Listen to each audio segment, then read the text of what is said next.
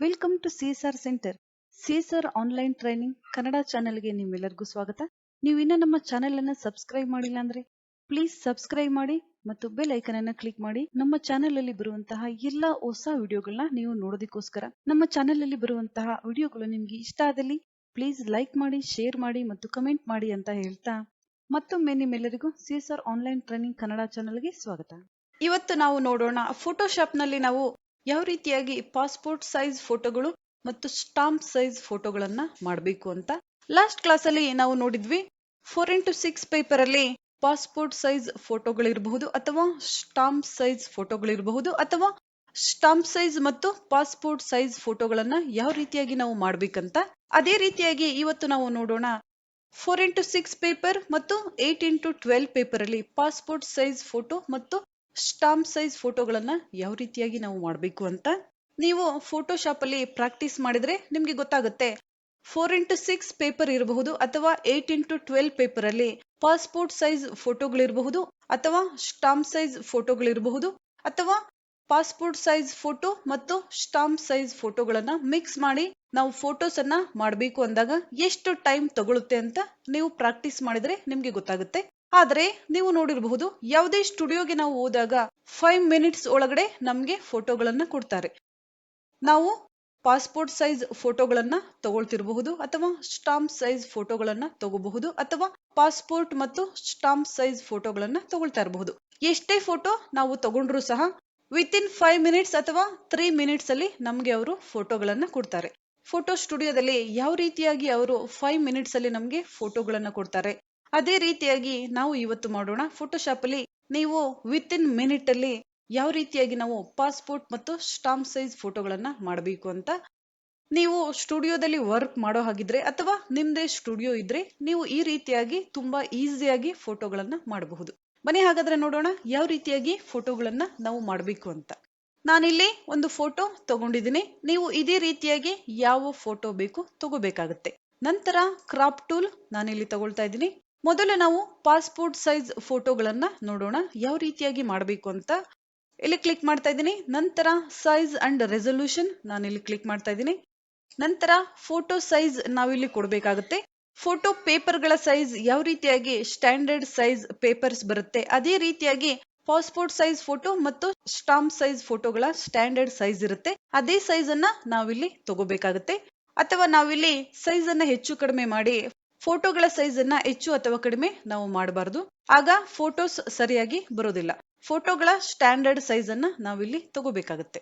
Passport size photo standard size 1.4x1.7 ನಾವಿಲ್ಲಿ ತಗೋಬೇಕಾಗುತ್ತೆ.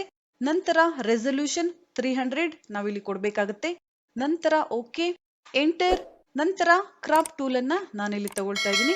ಈ ರೀತಿಯಾಗಿ ಫೋಟೋ ನಾವಿಲ್ಲಿ ಕಟ್ ಮಾಡ್ಕೋಬೇಕಾಗುತ್ತೆ. ನಮಗೆ ಎಷ್ಟು ಫೋಟೋ ಬೇಕು ಫೋಟೋ ಸೆಲೆಕ್ಟ್ ಮಾಡ್ಕೋಬೇಕು. ನಂತರ ಎಂಟರ್.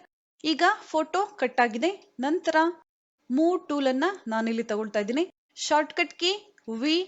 ನಂತರ control A select all, control C copy, control N for new paper. Photo paper ನಾನಿಲ್ಲಿ ತಗೊಳ್ತಾ ಇದ್ದೀನಿ 4x6 ಪೇಪರ್. ನಂತರ ಓಕೆ. ನಂತರ ಕಂಟ್ರೋಲ್ ವಿ ಪೇಸ್ಟ್. ನಂತರ ನಾನಿಲ್ಲಿ ಶಾರ್ಟ್ ಕಟ್ ಕೀಯನ್ನ ಯೂಸ್ ಮಾಡ್ತಾ ಇದ್ದೀನಿ F2. ನೀವು ನೋಡಬಹುದು ಯಾವ ರೀತಿಯಾಗಿ ಪಾಸ್ಪೋರ್ಟ್ ಸೈಜ್ ಫೋಟೋಗಳು ಬಂದಿದೆ ಅಂತ. ಈ ರೀತಿಯಾಗಿ 1 ನಿಮಿಷದಲ್ಲಿ ನಾವಿಲ್ಲಿ ಪಾಸ್ಪೋರ್ಟ್ ಸೈಜ್ ಫೋಟೋಗಳಿರಬಹುದು ಅಥವಾ ಸ್ಟಾಂಪ್ ಸೈಜ್ ಫೋಟೋಗಳಿರಬಹುದು ಅಥವಾ ಪಾಸ್ಪೋರ್ಟ್ ಸೈಜ್ ಫೋಟೋ ಮತ್ತು ಸ್ಟಾಂಪ್ ಸೈಜ್ ಫೋಟೋಗಳಿರಬಹುದು. ಎಷ್ಟು ಫೋಟೋಗಳಾದರೂ ಸಹ ನಾವು ಈ ರೀತಿಯಾಗಿ ತುಂಬಾ ಸುಲಭವಾಗಿ 1 ನಿಮಿಷದಲ್ಲಿ ಫೋಟೋಗಳನ್ನ ಮಾಡಬಹುದು. ಯಾವ ರೀತಿಯಾಗಿ ನಾವು ಮಾಡೋದಂತ ನೋಡೋದಾದ್ರೆ ನ್ಯೂ ಪೇಪರ್ ನಾನಿಲ್ಲಿ ತಗೊಳ್ತಾ ಇದ್ದೀನಿ. Control N for new paper. Photo paper 4x6 paper ಅಥವಾ ನೀವಿಲ್ಲಿ ಯಾವುದೇ ಪೇಪರ್ ಅನ್ನ ತಗೋಬಹುದು. ನಾನಿಲ್ಲಿ 4x6 ಪೇಪರ್ ಅಲ್ಲಿ ಎಕ್ಸಾಂಪಲ್ ನಿಮ್ಗೆ ತೋರಿಸ್ತಾ ಇದ್ದೀನಿ. ನೀವು ಇದೇ ರೀತಿಯಾಗಿ ಯಾವುದೇ ಪೇಪರ್ ಸೈಜ್ ಅನ್ನ ತಗೋಬಹುದು. Paper size 4x6, resolution 300, colour mode RGB colour ನಾವು ಇಲ್ಲಿ ತಗೋಬೇಕಾಗುತ್ತೆ. ನಂತರ ಓಕೆ. ನಂತರ ಕಂಟ್ರೋಲ್ ವಿ ಫೋಟೋ ನಾನಿಲ್ಲಿ ಪೇಸ್ಟ್ ಮಾಡ್ತಾ ಇದ್ದೀನಿ. ನಂತರ ನಾವು ವಿಂಡೋ ಮೆನು ಅಲ್ಲಿ ಕ್ಲಿಕ್ ಮಾಡಬೇಕಾಗುತ್ತೆ. ನಂತರ ಇಲ್ಲಿ ನಮಗೆ ಆಪ್ಷನ್ ಸಿಗುತ್ತೆ. ಆಕ್ಷನ್ಸ್ ಈ ಆಪ್ಷನ್ ಮೇಲೆ ಕ್ಲಿಕ್ ಮಾಡಬೇಕಾಗುತ್ತೆ. ಅಥವಾ ಶಾರ್ಟ್ ಕಟ್ ಕೀ ನಾವಿಲ್ಲಿ ಯೂಸ್ ಮಾಡಬಹುದು ಆಲ್ಟ್ F9 ಇಲ್ಲಿ ಕ್ಲಿಕ್ ಮಾಡ್ತಾ ಇದ್ದೀನಿ. ನೀವಿಲ್ಲಿ ನೋಡಬಹುದು ಆಕ್ಷನ್ ಟ್ಯಾಬ್ ನಮ್ಗಿಲ್ಲಿ ಬರುತ್ತೆ. ನಂತರ ನಾವಿಲ್ಲಿ ಕ್ಲಿಕ್ ಮಾಡಬೇಕಾಗುತ್ತೆ ಕ್ರಿಯೇಟ್ ನ್ಯೂ ಆಕ್ಷನ್. ನಾನಿಲ್ಲಿ ಕ್ಲಿಕ್ ಮಾಡ್ತಾ ಇದ್ದೀನಿ. ಇಲ್ಲಿ ನಾವು ಆಕ್ಷನ್ ನೇಮ್ ಅನ್ನ ಕೊಡಬೇಕಾಗುತ್ತೆ. ಆಕ್ಷನ್ 1 2 3 4 5 ಈ ರೀತಿಯಾದ ನೇಮ್ ಗಳನ್ನ ನಾವಿಲ್ಲಿ ಕೊಡಬಹುದು. ಅಥವಾ ಯಾರ ಫೋಟೋ ನೀವು ಮಾಡ್ತಾ ಇರ್ತೀರಾ ಅವರ ನೇಮ್ ಸಹ ನೀವು ಇಲ್ಲಿ ಕೊಡಬಹುದು. ನಾನಿಲ್ಲಿ ಆಕ್ಷನ್ 5 ಕೊಡ್ತಾ ಇದ್ದೀನಿ, ಯಾವುದೇ ಚೇಂಜಸ್ ಮಾಡ್ತಾ ಇಲ್ಲ. ನಂತರ ಸೆಟ್ ಡಿಫಾಲ್ಟ್ ಆಕ್ಷನ್, ಇಲ್ಲಿ ಯಾವುದೇ ಚೇಂಜಸ್ ಮಾಡುವಂತಹ ಅವಶ್ಯಕತೆ ಇರುವುದಿಲ್ಲ. ನಂತರ ಫಂಕ್ಷನ್ ಕೀ ನಾವಿಲ್ಲಿ ಕ್ಲಿಕ್ ಮಾಡಬೇಕಾಗುತ್ತೆ. F2 ಇಂದ F12 ವರೆಗೆ ಫಂಕ್ಷನ್ ಕೀಸ್ ನಮ್ಗಿಲ್ಲಿ ಸಿಗುತ್ತೆ. ಯಾವ ಫಂಕ್ಷನ್ ಕೀ ನಿಮಗೆ ಬೇಕು ನೀವು ಇಲ್ಲಿ ಯೂಸ್ ಮಾಡಬೇಕಾಗುತ್ತೆ. F6 ನಾನಿಲ್ಲಿ ಯೂಸ್ ಮಾಡ್ತಾ ಇದ್ದೀನಿ. ನೀವಿಲ್ಲಿ 4x6 ಪೇಪರ್ ಅಲ್ಲಿ 8 ಸ್ಟಾಂಪ್ ಸೈಜ್ 8 ಪಾಸ್ಪೋರ್ಟ್ ಸೈಜ್ ಫೋಟೋಗಳನ್ನ ಮಾಡಿದಾಗ ಯಾವ ಫಂಕ್ಷನ್ ಕೀ ಅಥವಾ ಯಾವ ಶಾರ್ಟ್ ಕಟ್ ಕೀಯನ್ನ ಕೊಟ್ಟಿದ್ದೀರಾ, ಅಥವಾ 8x12 ಪೇಪರ್ ಅಲ್ಲಿ ಫೋಟೋಸ್ ಅನ್ನ ಮಾಡಿದಾಗ ನೀವು ಯಾವ ಶಾರ್ಟ್ ಕಟ್ ಕೀಯನ್ನ ಕೊಟ್ಟಿದ್ದೀರಾ ನೀವು ಒಂದ್ ಕಡೆ ನೋಟ್ ಮಾಡಬೇಕಾಗುತ್ತೆ. ಆಗ ನಿಮ್ಗೆ ತುಂಬಾ ಈಸಿ ಆಗುತ್ತೆ ವರ್ಕ್ ಮಾಡೋದಕ್ಕೆ. ನಾನಿಲ್ಲಿ F6 ಫಂಕ್ಷನ್ ಕೀ ಕೊಡ್ತಾ ಇದ್ದೀನಿ. ನಂತರ ರೆಕಾರ್ಡ್ ಆಪ್ಷನ್ ಮೇಲೆ ಕ್ಲಿಕ್ ಮಾಡಬೇಕಾಗುತ್ತೆ. ನಂತರ ರೆಕಾರ್ಡಿಂಗ್ ಸ್ಟಾರ್ಟ್ ಆಗಿದೆ. ನಂತರ ಈ ಫೋಟೋ ನಾನಿಲ್ಲಿ ತಗೊಳ್ತಾ ಇದ್ದೀನಿ. ಎಡಿಟ್ ಮೆನು ಸ್ಟ್ರೋಕ್ ಆಪ್ಷನ್ ಮೇಲೆ ಕ್ಲಿಕ್ ಮಾಡ್ತಾ ಇದ್ದೀನಿ. ಸ್ಟ್ರೋಕ್ ವಿಡ್ತ್ ನಾವು ಯಾವಾಗಲೂ 10 ಕೊಡಬೇಕಾಗುತ್ತೆ. ಇಲ್ಲಿ ಯಾವುದೇ ಕಲರ್ ನೀವು ಸೆಲೆಕ್ಟ್ ಮಾಡಬಹುದು. ಬ್ಲೂ ಕಲರ್ ನಾನಿಲ್ಲಿ ಕೊಡ್ತಾ ಇದ್ದೀನಿ. ನಂತರ ಓಕೆ. ನಂತರ ಔಟ್ಸೈಡ್ ಬಾರ್ಡರ್ ನೀವು ಇಲ್ಲಿ ಸೆಲೆಕ್ಟ್ ಮಾಡಬೇಕಾಗುತ್ತೆ. ನಂತರ ಓಕೆ, ಬಾರ್ಡರ್ ಬಂದಿದೆ ನೀವು ಇಲ್ಲಿ ನೋಡಬಹುದು. ನಂತರ ನಾವೀಗ 4 ಫೋಟೋಗಳನ್ನ ಡ್ರ್ಯಾಗ್ ಮಾಡಬೇಕಾಗುತ್ತೆ. ಕೀಬೋರ್ಡ್ ಇಂದ ನಾವು ಕಂಟ್ರೋಲ್ ಆಲ್ಟ್ ಕೀಯನ್ನ ಯೂಸ್ ಮಾಡಬೇಕಾಗುತ್ತೆ. ಈ ರೀತಿಯಾಗಿ ನಾವು ಫೋಟೋಗಳನ್ನ ಡ್ರ್ಯಾಗ್ ಮಾಡಬೇಕಾಗುತ್ತೆ. ನಂತರ ನಾವು ಈ ಫೋಟೋಗಳನ್ನ ಅಡ್ಜಸ್ಟ್ ಮಾಡಬೇಕಾಗುತ್ತೆ ಈಕ್ವಲ್ ಆಗಿ. ಯಾವ ರೀತಿಯಾಗಿ ನಾವು ಮಾಡ್ಬೇಕಂತ ಲಾಸ್ಟ್ ಕ್ಲಾಸ್ ಅಲ್ಲಿ ನಾನು ಹೇಳಿದ್ದೀನಿ. ಹಿಂದಿನ ವಿಡಿಯೋಗಳನ್ನ ನೀವು ನೋಡಿದ್ರೆ ನಿಮ್ಗೆ ತುಂಬಾ ಸುಲಭವಾಗಿ ಗೊತ್ತಾಗುತ್ತೆ. ಈ ರೀತಿಯಾಗಿ ಫೋಟೋಗಳನ್ನ ಅಡ್ಜಸ್ಟ್ ಮಾಡಬೇಕಾಗುತ್ತೆ. ನಂತರ right click on photo, layer 1 select. Keyboard ಇಂದ ನಾವು ಶಿಫ್ಟ್ ಕೀಯನ್ನ ಯೂಸ್ ಮಾಡಬೇಕಾಗುತ್ತೆ. ನಂತರ right click select on photos. ಈ ರೀತಿಯಾಗಿ ನಾವು ಫೋಟೋಗಳನ್ನ ಸೆಲೆಕ್ಟ್ ಮಾಡಬೇಕಾಗುತ್ತೆ. ಅಥವಾ ನೀವು ಇಲ್ಲಿ ಇರುವಂತಹ ಲೇಯರ್ ಆಪ್ಷನ್ಸ್ ಅನ್ನ ಯೂಸ್ ಮಾಡಬಹುದು. ನಂತರ ಕಂಟ್ರೋಲ್ G ಗ್ರೂಪ್ ಮಾಡಬೇಕಾಗುತ್ತೆ. ನೀವು ಇಲ್ಲಿ ನೋಡಬಹುದು ಎಲ್ಲಾ ಫೋಟೋಸ್ ಗ್ರೂಪ್ ಆಗಿದೆ. ನಂತರ ಕೀಬೋರ್ಡ್ ಇಂದ ನಾವು ಕಂಟ್ರೋಲ್ ಆಲ್ಟ್ ಕೀಯನ್ನು ಪ್ರೆಸ್ ಮಾಡೋಣ. ಇನ್ನೊಮ್ಮೆ ನಾವು ಈ ರೀತಿಯಾಗಿ ಫೋಟೋಗಳನ್ನ ಡ್ರ್ಯಾಗ್ ಮಾಡಬೇಕಾಗುತ್ತೆ. ನೀವಿಲ್ಲಿ ನೋಡಬಹುದು ಪಾಸ್ಪೋರ್ಟ್ ಸೈಜ್ ಫೋಟೋಗಳು ರೆಡಿ ಆಗಿದೆ. 4x6 ಪೇಪರ್ ಅಲ್ಲಿ 8 ಪಾಸ್ಪೋರ್ಟ್ ಸೈಜ್ ಫೋಟೋಗಳನ್ನ ನಾವು ಮಾಡಿ ಆಗಿದೆ. ನಂತರ ನಾವಿಲ್ಲಿ ಸ್ಟಾಪ್ ರೆಕಾರ್ಡಿಂಗ್ ಆಪ್ಷನ್ ಮೇಲೆ ಕ್ಲಿಕ್ ಮಾಡಬೇಕಾಗುತ್ತೆ. ನಂತರ file menu save as, file ಅನ್ನ ನಾವಿಲ್ಲಿ ಸೇವ್ ಮಾಡಬೇಕಾಗುತ್ತೆ. ಫೈಲ್ ನೇಮ್ ನೀವಿಲ್ಲಿ ಕೊಡಬಹುದು, ಯಾವ ಫೈಲ್ ನೇಮ್ ಅಥವಾ ಫೋಟೋ ನೇಮ್ ಸಹ ನೀವಿಲ್ಲಿ ಕೊಡಬಹುದು. ನಂತರ ಸೇವ್ ಆಪ್ಷನ್ ಮೇಲೆ ನಾನಿಲ್ಲಿ ಕ್ಲಿಕ್ ಮಾಡ್ತಾ ಇದ್ದೀನಿ. ನಂತರ ಓಕೆ. ಈಗ ನೀವು ನೋಡಬಹುದು ನಾವು 4x6 ಪೇಪರ್ ಅಲ್ಲಿ 8 ಪಾಸ್ಪೋರ್ಟ್ ಸೈಜ್ ಫೋಟೋಗಳನ್ನ ಮಾಡಿ ಸೇವ್ ಮಾಡಿ ಆಗಿದೆ. ನೆಕ್ಸ್ಟ್ ಈ ಫೋಟೋಗಳನ್ನ ನಾವು ಯಾವ ರೀತಿಯಾಗಿ ಯೂಸ್ ಮಾಡ್ಬೇಕಂತ ನೋಡೋಣ. ಈ ಫೈಲ್ ನಾನಿಲ್ಲಿ ಕ್ಲೋಸ್ ಮಾಡ್ತಾ ಇದ್ದೀನಿ. ನಂತರ ಕ್ಲೋಸ್ ಫೈಲ್, ನೋ ಚೇಂಜಸ್. ನಂತರ control N for new paper, photo paper 4x6 paper ನಾನಿಲ್ಲಿ ತಗೊಳ್ತಾ ಇದ್ದೀನಿ. ನಂತರ ಓಕೆ. ಕಂಟ್ರೋಲ್ V ಪೇಸ್ಟ್, ಯಾವ ಫೋಟೋ ಬೇಕು ನೀವಿಲ್ಲಿ ಕಾಪಿ ಪೇಸ್ಟ್ ಮಾಡಬೇಕಾಗುತ್ತೆ. ನಂತರ ನೀವು ಯಾವ ಶಾರ್ಟ್ ಕಟ್ ಕೀಯನ್ನ ಯೂಸ್ ಮಾಡಿದ್ದೀರಾ ಆ ಶಾರ್ಟ್ ಕಟ್ ಕೀಯನ್ನ ನೀವಿಲ್ಲಿ ಪ್ರೆಸ್ ಮಾಡಬೇಕಾಗುತ್ತೆ. ನಾವು F6 ಶಾರ್ಟ್ ಕಟ್ ಕೀಯನ್ನ ಯೂಸ್ ಮಾಡಿದ್ವಿ. ನಾನಿಲ್ಲಿ ಕೀಬೋರ್ಡ್ ಇಂದ F6 ಶಾರ್ಟ್ ಕಟ್ ಕೀಯನ್ನ ಪ್ರೆಸ್ ಮಾಡ್ತಾ ಇದ್ದೀನಿ.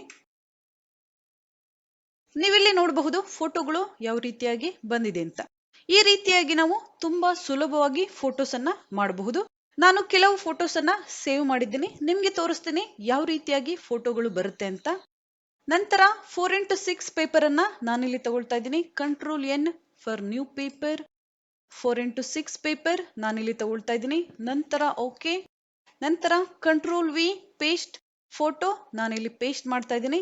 ನಂತರ ಶಾರ್ಟ್ ಕಟ್ ಕೀ ನಾನಿಲ್ಲಿ ಯೂಸ್ ಮಾಡ್ತಾ ಇದ್ದೀನಿ F2. ನೀವಿಲ್ಲಿ ನೋಡಬಹುದು ಫೋಟೋಗಳು ಯಾವ ರೀತಿಯಾಗಿ ಬಂದಿದೆ ಅಂತ.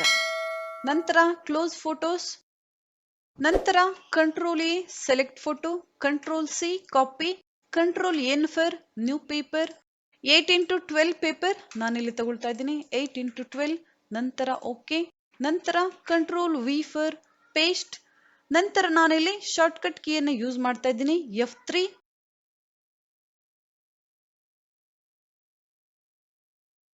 ನೀವಿಲ್ಲಿ ನೋಡಬಹುದು ಫೋಟೋಗಳು ಯಾವ ರೀತಿಯಾಗಿ ಬಂದಿದೆ ಅಂತ. ನಾವು ಇದೇ ರೀತಿಯಾಗಿ ಫೋಟೋಗಳನ್ನ ಸೇವ್ ಮಾಡಬೇಕಾಗುತ್ತೆ. ಯಾವ ಶಾರ್ಟ್ಕಟ್ ಕೀ ನಮಗಿಲ್ಲಿ ಬೇಕು. ನಂತರ ನಾವು ಈ ರೀತಿಯಾಗಿ ತುಂಬಾ ಸುಲಭವಾಗಿ ಫೋಟೋಗಳನ್ನ ಮಾಡಬಹುದು. ಇದೇ ರೀತಿಯಾಗಿ ಸ್ಟಾಂಪ್ ಸೈಜ್ ಫೋಟೋಗಳನ್ನು ಸಹ ನಾವಿಲ್ಲಿ ಮಾಡಬಹುದು. ಕ್ಲೋಸ್ ಮಾಡ್ತಾ ಇದ್ದೀನಿ. No changes. ನಂತರ ಕಂಟ್ರೋಲ್ ಡಿ. ನಂತರ ಕ್ರಾಪ್ ಟೂಲ್ ಅನ್ನ ನಾನಿಲ್ಲಿ ತಗೊಳ್ತಾ ಇದ್ದೀನಿ. Size and resolution option 0.8, 1.1 stamp size ಫೋಟೋಗಳ ಸೈಜ್. ನಂತರ ಓಕೆ. ನಂತರ ಎಂಟರ್. Crop tool. ಈ ರೀತಿಯಾಗಿ ಫೋಟೋ ನಾವಿಲ್ಲಿ ಕ್ರಾಪ್ ಮಾಡಬೇಕಾಗುತ್ತೆ. ನಂತರ ಎಂಟರ್. ನಂತರ move tool. Control A select all. Control C copy. Control N for new file. ನಂತರ ಫೋಟೋ ಪೇಪರ್ 8x12 ಪೇಪರ್ ನಾನಿಲ್ಲಿ ತಗೊಳ್ತಾ ಇದ್ದೀನಿ. ನಂತರ ಓಕೆ. Control V paste. ಇಲ್ಲಿ ನಾವು 8x12 ಫೋಟೋ ಪೇಪರ್ ಅಲ್ಲಿ 72 ಸ್ಟಾಂಪ್ ಸೈಜ್ ಫೋಟೋಗಳನ್ನ ಮಾಡಬಹುದು. ಶಾರ್ಟ್ಕಟ್ ಕೀ ನಾನಿಲ್ಲಿ ಸೇವ್ ಮಾಡಿದ್ದೀನಿ F5 ನಾನಿಲ್ಲಿ ಪ್ರೆಸ್ ಮಾಡಿದ್ದೀನಿ. ನೀವು ನೋಡಬಹುದು ಫೋಟೋಗಳು ಯಾವ ರೀತಿಯಾಗಿ ಬರ್ತಾ ಇದೆ ಅಂತ. ನೀವಿಲ್ಲಿ ನೋಡಬಹುದು ಫೋಟೋಗಳು ಯಾವ ರೀತಿಯಾಗಿ ಬಂದಿದೆ ಅಂತ. ಇದೇ ರೀತಿಯಾಗಿ ನೀವು ಯಾವ ಫೋಟೋ ಪೇಪರ್, ಯಾವ ಪೇಪರ್ ಸೈಜ್ ಬೇಕು ಮೊದಲು ತಗೋಬೇಕಾಗುತ್ತೆ. ನಂತರ ಯಾವ ಫೋಟೋಗಳು ಬೇಕು ನೀವು ಡಿಸೈನ್ ಮಾಡಿ ಸೇವ್ ಮಾಡಬೇಕಾಗುತ್ತೆ. ನಂತರ ನಾವು ಈ ರೀತಿಯಾಗಿ ಶಾರ್ಟ್ಕಟ್ ಕೀಗಳನ್ನ ಯೂಸ್ ಮಾಡಬಹುದು. Control plus. ನಾನಿಲ್ಲಿ ಝೂಮ್ ಮಾಡ್ತಾ ಇದ್ದೀನಿ. ನೀವು ನೋಡಬಹುದು ಈ ರೀತಿಯಾಗಿ ನಾವು ಫೋಟೋಗಳನ್ನ ತುಂಬಾ ಸುಲಭವಾಗಿ ಮಾಡಬಹುದು. ನೀವಿಲ್ಲಿ ನೋಡ್ತಾ ಇರಬಹುದು. ನಂತರ ಮಿನಿಮೈಸ್ ಮಾಡ್ತಾ ಇದ್ದೀನಿ. ನೀವಿಲ್ಲಿ ನೋಡಬಹುದು ಫೋಟೋ ಫೈಲ್ಗಳನ್ನ ನಾನಿಲ್ಲಿ ಸೇವ್ ಮಾಡಿದ್ದೀನಿ. ಈ ರೀತಿಯಾಗಿ ನೀವು ಫೋಟೋ ಫೈಲ್ಗಳನ್ನ ಸೇವ್ ಮಾಡಬೇಕಾಗುತ್ತೆ. ಯಾವ ನೇಮ್ ನಿಮ್ಗಿಲ್ಲಿ ಬೇಕು. ಈ ರೀತಿಯಾಗಿ ನಾವು ತುಂಬಾ ಸುಲಭವಾಗಿ ಫೋಟೋಶಾಪ್ ಅಲ್ಲಿ 1 ನಿಮಿಷದಲ್ಲಿ ಫೋಟೋಗಳನ್ನ ಮಾಡಬಹುದು.